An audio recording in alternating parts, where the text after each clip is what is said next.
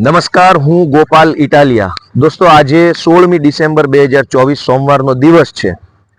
આજથી 2 દિવસ પહેલા કચ્છના એસપીએ હર્ષ સંઘવીના કહેવાથી ભાજપનો હાથો બનીને મારા ઉપર બેબુનિયાદ વાહિયાત જુઠ્ઠા આરોપો કરેલ છે અને એમણે મારી રાજકીય બદનક્ષી થાય, મારા જાહેર જીવનની ક્ષતિ થાય એવા પ્રકારના નિવેદનો રાજકીય હાથો બનીને કર્યા છે.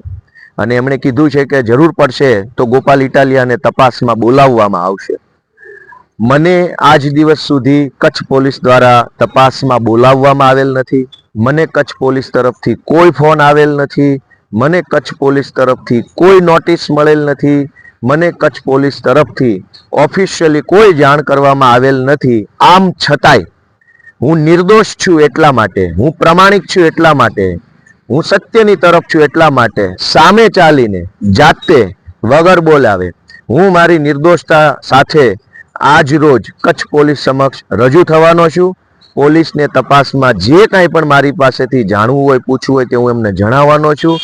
અને પોલીસે જે મારા ઉપર ખોટો આરોપ કચ્છ એસપીએ જે મૂક્યો છે એના હું પૂરી તાકાતથી જવાબ આપવાનો છું.